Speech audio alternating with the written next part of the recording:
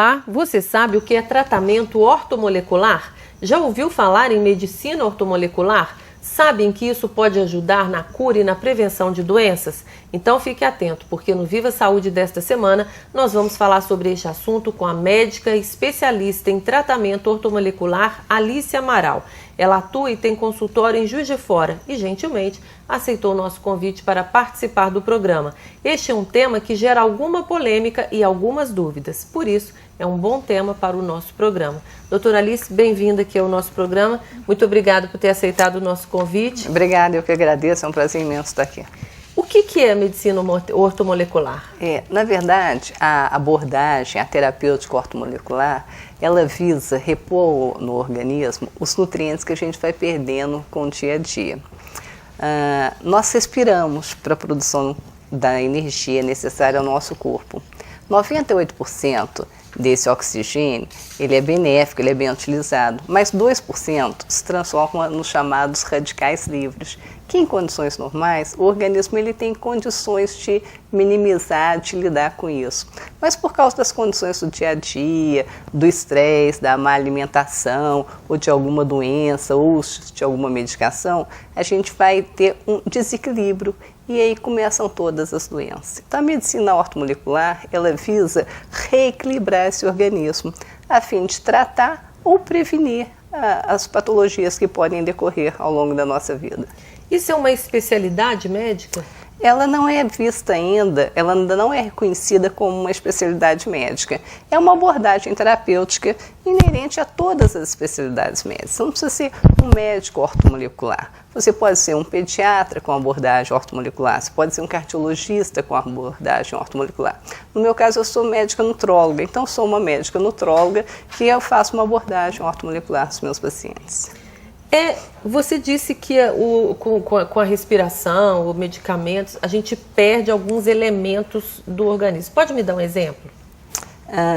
Quando você está estressado ou quando você está deprimido, ocorre um desequilíbrio no seu organismo e você vai ter uma necessidade maior de alguns nutrientes. E se você não repor isso, e hoje em dia a gente não consegue repor só com alimentação, porque a nossa alimentação está cada vez mais deficitária, o uso de agrotóxicos, pesticidas, as técnicas de conservação, transporte, armazenamento, então o alimento que a gente ingere hoje, ele já não tem mesmo o mesmo valor nutricional que o alimento que os nossos pais, os nossos avós, né, ingeriam.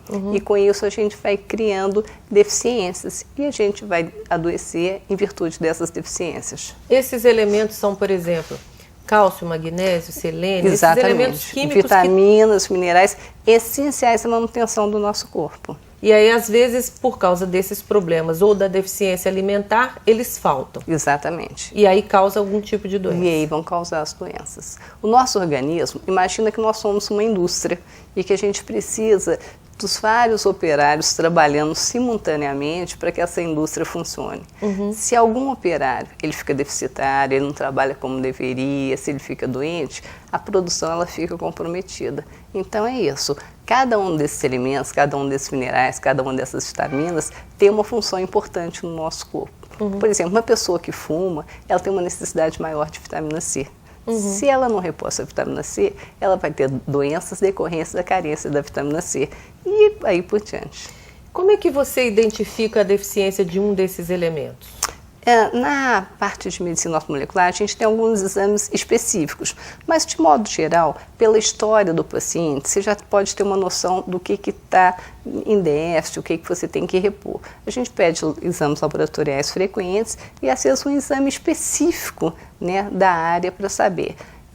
Na verdade, a gente não trata doença, a gente trata doente. Então, cada um vai ter uma necessidade especial, não dá para a gente generalizar. O legal dessa medicina que a gente pratica é que ela consegue individualizar as necessidades e o tratamento de cada um, né? Cada um é cada um. Então, um tratamento que pode ser muito bom, uma medicação que pode ser muito boa para mim, pode ser um veneno para você. Então, o importante é isso, essa individualização da medicina, que hoje em dia a gente acabou perdendo. Mas eu posso, por exemplo, se eu tiver muita tendência a gripar, ou se eu tiver alguma questão, uma rinite alérgica ou um problema ósseo, problemas diferentes, Eu posso procurar um médico ortomolecular para tratar isso preventivamente, para que eu não tenha mais, ou é curativo mesmo? Eu vou atrás de uma cura? Não, você pode, não, você deve. Medicina ortomolecular, ela, antes de mais nada, é uma abordagem preventiva. Então, a gente faz muito esse trabalho preventivo. É muito mais fácil para mim eu prevenir que uma paciente tenha câncer de mama do que esperar que ela tenha câncer de mama e encaminhar ela para fazer uma retirada de mama, uma mastectomia, e depois ter que fazer um tratamento de quimioterapia ou radioterapia. Então, essa abordagem, ela é principalmente preventiva. Mas, ainda que eu tenha, voltando ao meu exemplo da rinite ou da tendência gripal ou de um problema ósseo, tá, eu estou me tratando com ortopedista, com alergista, mas aí eu devo procurar um médico ortomolecular para me prevenir de todas as doenças, assim. Igual a gente vai no ginecologista, a gente deveria ir no médico ortomolecular todo ano para fazer, ou regularmente para fazer uma prevenção, é isso? Porque a partir do momento que o seu organismo está equilibrado, você não vai manifestar doença, porque a doença é um desequilíbrio do seu organismo. Então, a medicina ortomolecular, ela visa reequilibrar o seu organismo. Se você está equilibrada do ponto de vista bioquímico, a tendência, a predisposição a desenvolver a doença vai ser muito menor. A gente ouve muito falar em medicina ortomolecular com artistas, assim, pessoas que estão sempre na mídia e falam assim, parece que a pessoa não envelhece, graças ao tratamento ortomolecular. É por isso? É porque eles fazem esse tipo de prevenção? Também. Durante algum tempo, a medicina ortomolecular ela ficou até mal vista, que o pessoal falava É meio assim, elitista, assim. Além de ser elitista, falava assim, é para rejuvenescimento, é uma medicina anti-envelhecimento, mas na verdade a coisa vai muito além disso.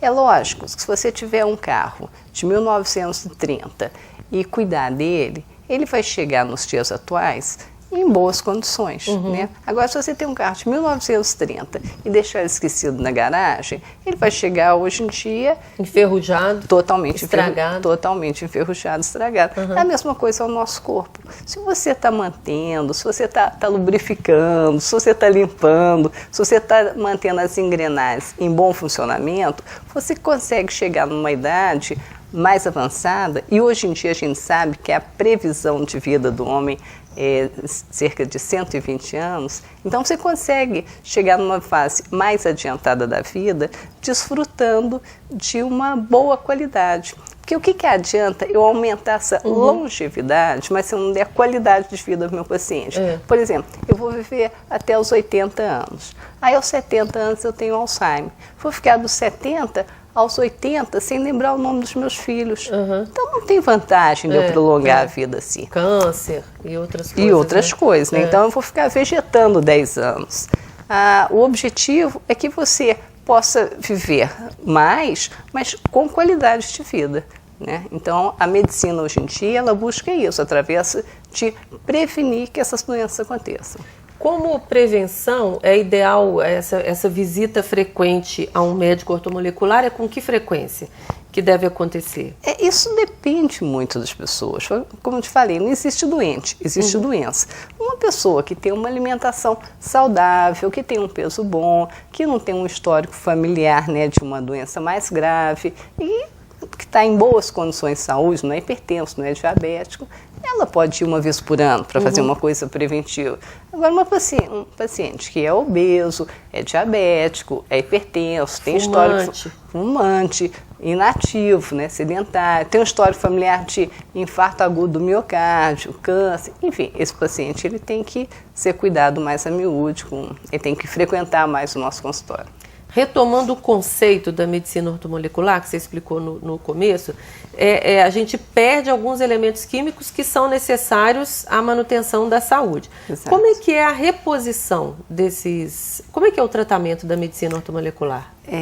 Através de nutrientes. A maior parte deles são suplementos, né? A gente usa minerais, vitaminas e uma alimentação equilibrada. Como já dizia Hipócrates, deixe que o alimento seja o seu remédio. Mas essa alimentação ela tem que ser de qualidade, porque a alimentação ela tanto cura quanto adoece.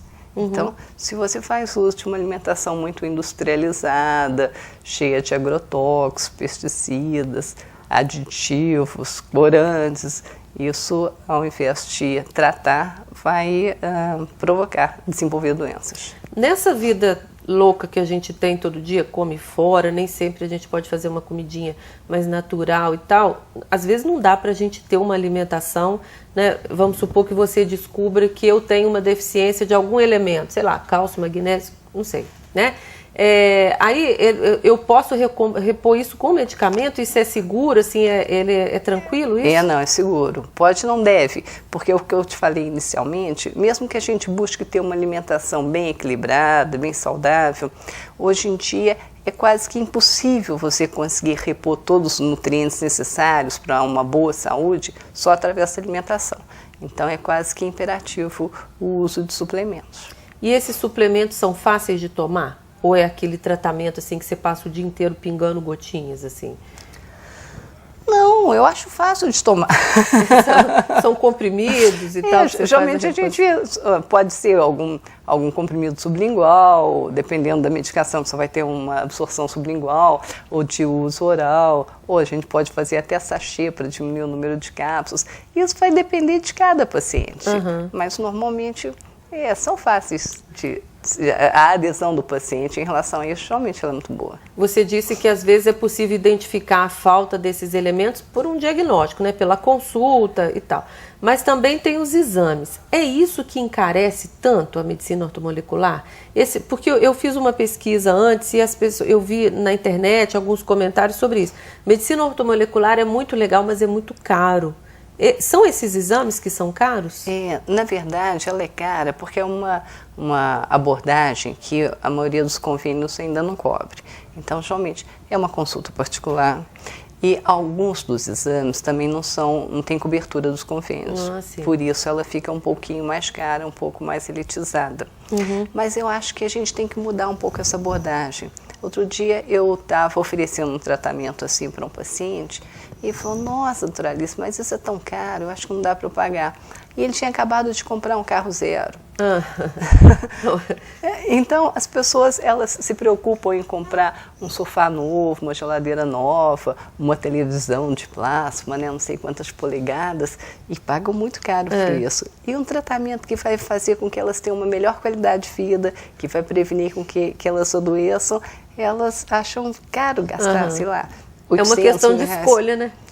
Então, eu acho que a gente tem que mudar um pouquinho esse nosso conceito. Eu acho que quando você está fazendo, principalmente um trabalho a nível preventivo, vale a pena é um bom investimento. Tá bom, então. O Viva Saúde faz um pequeno intervalo e volta já para falar sobre alimentos que evitam doenças. Não saia daí, a gente volta já.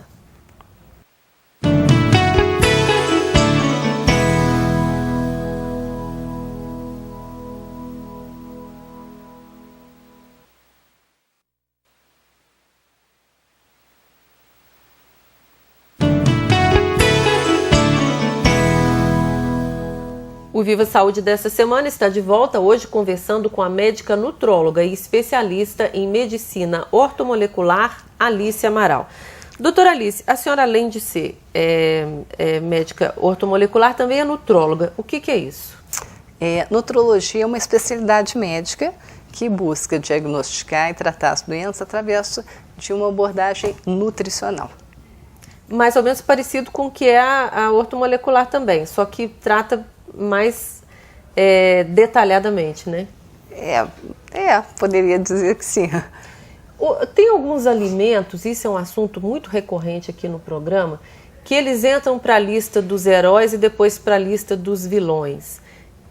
Que a ciência tem sempre uma resposta nova e isso é muito controverso. Por exemplo, o ovo.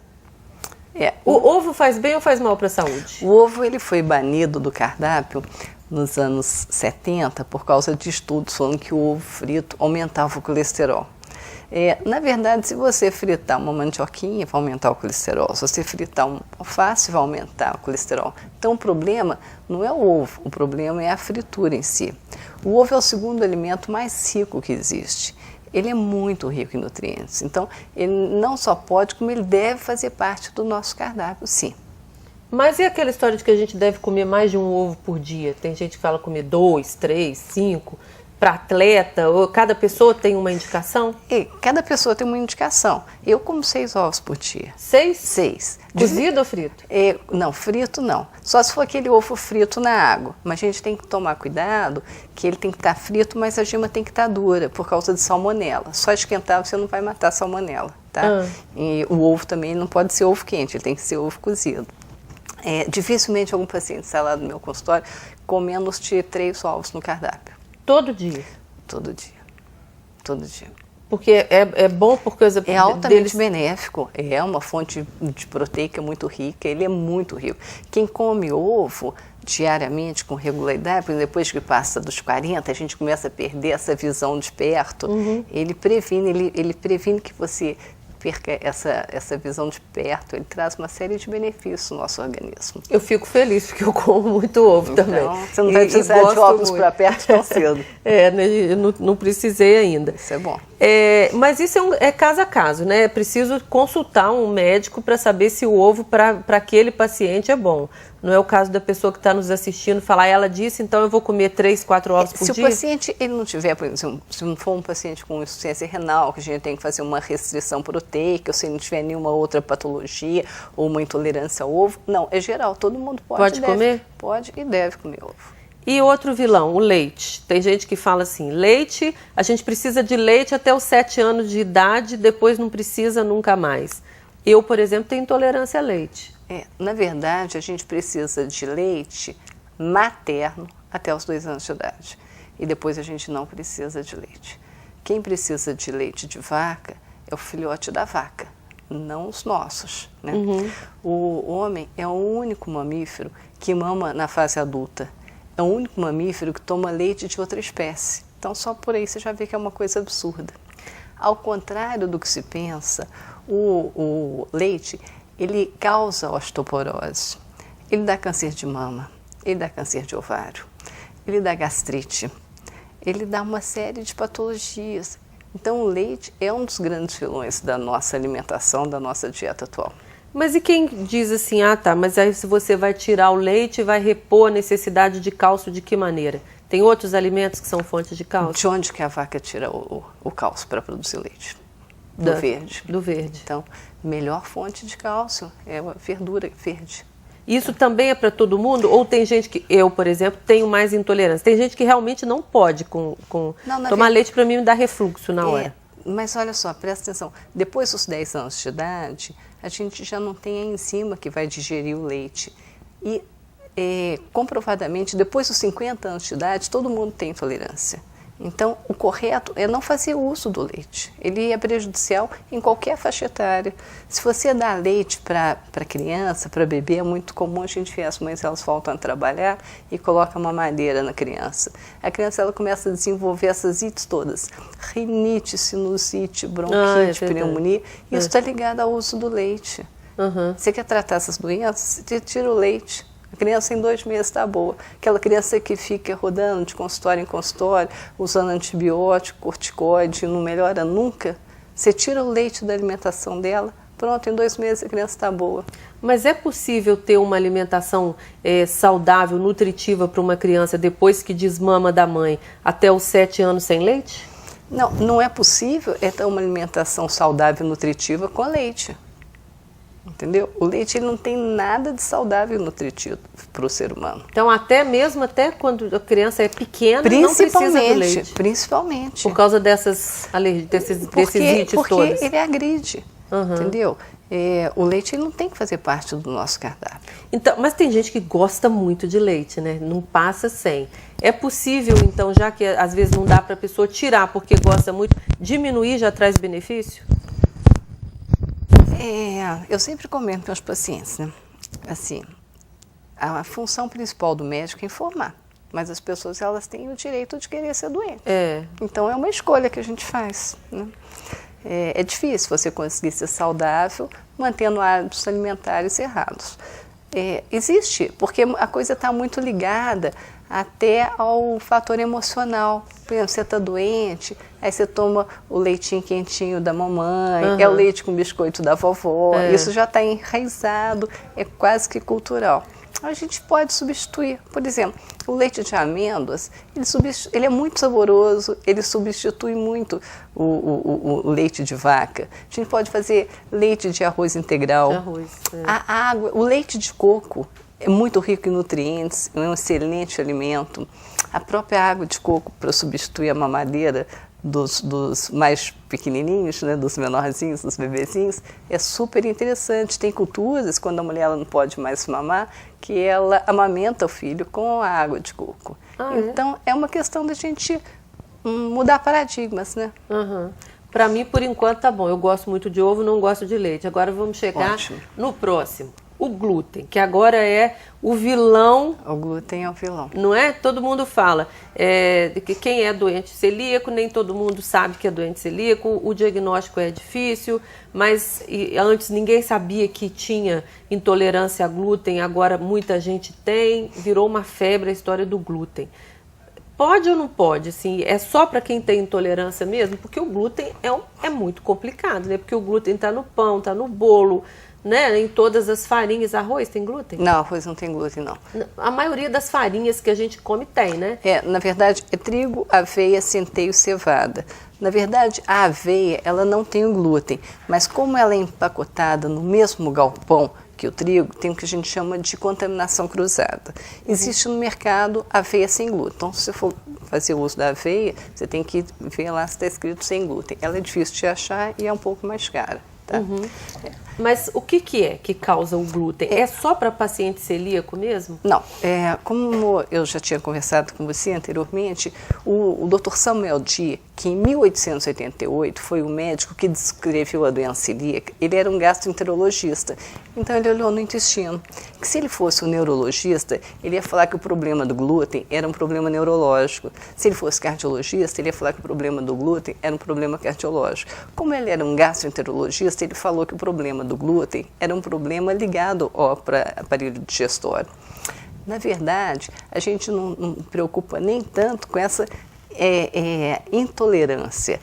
A grande preocupação do glúten é em relação à hipersensibilidade. O que é o glúten? O glúten é aquela cola que vai dar liga, que vai dar elasticidade às massas. Essa cola, quando a gente ingere, ela vai colar na parede do nosso intestino. O nosso intestino é uma rede que tem por função filtrar os alimentos que vão fazer bem para a nossa saúde. Quando esse glúten ele cola, ele causa uma inflamação e esses orifícios se abrem. E a partir daí começam a entrar substâncias que vão desencadear inúmeras doenças. Essas doenças autoimunes todas, tipo lúpus, tipo psoríase, está diretamente relacionada ao uso do glúten. Tiroidite de Hashimoto, que é uma patologia tiroidiana. Então tudo isso está ligado ao uso do glúten. O glúten ele tem que ser retirado também do nosso cardápio. Nossa, mas olha, se a gente não tomar leite, a gente não comer glúten, o que a gente vai fazer? Comer ovo. Comer ovo. É o que sobrou. Fica muito difícil ter uma vida se a gente for levar. Só as pessoas que... Você disse que todo mundo, mas assim, tem gente que tem realmente uma intolerância e fica impossível, né? A gente já fez um programa aqui sobre glúten, a questão intestinal, as alergias, até o autismo tem estudos. Uma pessoa veio aqui, falou isso uma vez, tem ligação. Tem até a mãe de um autista, ela chama Cláudia Marcelina, ela tem um livro muito interessante que ela fala Autismo, Esperança pela Nutrição. E ela relata bem como foi a dificuldade, ela correndo com o filho dela, né, de médico em médico, e nenhum dava esperança para ela, até que ela foi num consultório de uma médica e falou, olha, vamos tirar o leite, vamos tirar o glúten, e ela começou a tirar esses alimentos da vida do menino, e hoje em dia, como esse menino, ele evoluiu, ele tem uma vida muito mais saudável do que anteriormente. Então está mais que comprovado que muitas patologias neurológicas estão diretamente ligadas ao leite e ao glúten. Mas, voltando à minha pergunta, se eu não tenho uma intolerância explícita que me cause alguma doença, você disse que o ideal seria que todo mundo retirasse. Sim. Mas dá pra gente ter uma vida comendo glúten se você não tem uma intolerância muito explícita? O ideal seria tirar mesmo. Na verdade, quando você está falando assim, intolerância explícita, é que você ainda não tem uma doença que manifestou, né? Mas de alguma maneira, alguma coisa silenciosa a gente vai acabar desencadeando. E como é que vai ser isso? A gente tem uma predisposição genética e a corrente ela vai arrebentar no elo mais fraco. Então, de acordo com a nossa predisposição genética, a gente vai manifestar alguma doença. E isso vai depender dessa nossa alimentação, vai depender de todo esse contexto. E às vezes a gente não relaciona um problema cardiológico ao uso do glúten, a gente não relaciona alguma outra patologia ao uso do leite, entendeu? Então, quando você fala assim, ainda não tem uma coisa explícita, é porque não foi relacionado ou não foi diagnosticado, mas que nós somos o que nós comemos, ou melhor, nós somos o que nós absorvemos. Se a alimentação ela tiver qualidade, eu vou ter uma boa qualidade de vida. Mas se a minha alimentação ela for deficitária, de alguma maneira eu vou estar pagando uma fatura, eu vou estar pagando um custo. Essa fatura que eu pago é através de células. Alguma célula, algum órgão no meu corpo vai ser comprometido. Aqui em Viçosa, particularmente as pessoas que têm já manifesto a questão da intolerância ao glúten ou doença celíaca, é interessante que aqui tem um grupo de estudos disso e que oferece inclusive oficina mostrando que é possível cozinhar, comer bem, comer com prazer sem glúten. É verdade. Que é uma novidade que tem aqui na Universidade Federal de Viçosa. Porque às vezes muita gente você fala assim, então tá, tira o glúten, mas eu vou comer o quê? Vou comer com prazer o quê? Então aqui tem essas oficinas. Isso é muito bom, porque quando você retira alguma coisa da vida do paciente, é importante você oferecer para ele opções de ter uma alimentação saborosa, nutritiva, mesmo abrindo mão, né, desses venenos do dia a dia. Porque senão fica ruim, né? Porque é um prazer comer, né? É um dos grandes prazeres do ser humano. Em geral, o que faz mal é o que é melhor, né? Infelizmente é. Doutora Alice, nosso tempo terminou, mas uma pergunta para uma resposta muito rápida. Qual o melhor óleo para se cozinhar? É o óleo de coco. Azeite, melhor ainda que o azeite? O azeite, ele é muito bom, mas para ele ser muito bom, ele tem que ser extra virgem, e ele é extra virgem porque ele é prensado a frio. A partir do momento que você aquece, ele muda um radicalzinho, ele se torna uma gordura ruim, maléfica ao organismo. Então o azeite é para você temperar a salada no prato, nunca para cozinhar. Para comer cru. Muito obrigada pela sua presença aqui. Eu acho que a gente nem falou sobre o flúor, que é um outro assunto, mas a gente pode fazer um outro programa depois. Muito obrigada mais uma vez. Obrigada. O Viva Saúde dessa semana termina aqui. Este programa é uma produção conjunta da TV Viçosa com o programa Medicons, Medicina Consciente do curso de Medicina da UFV. Se você gostou ou quer rever um dos programas, todos eles estão na internet. Para acessá-los, basta ir ao site do YouTube e procurar por canal Viva Saúde TV Vicosa sem o cedilha. Lá eles estão divididos em blocos, como aqui na TV. É só escolher, acessar e assistir. E se você quiser participar do programa, envie um e-mail para vivasaude@ufv.br. Escreva, participe e nos ajude a fazer os próximos programas. Para você que nos assiste, uma semana com muita paz e muita saúde. Nós nos vemos na semana que vem.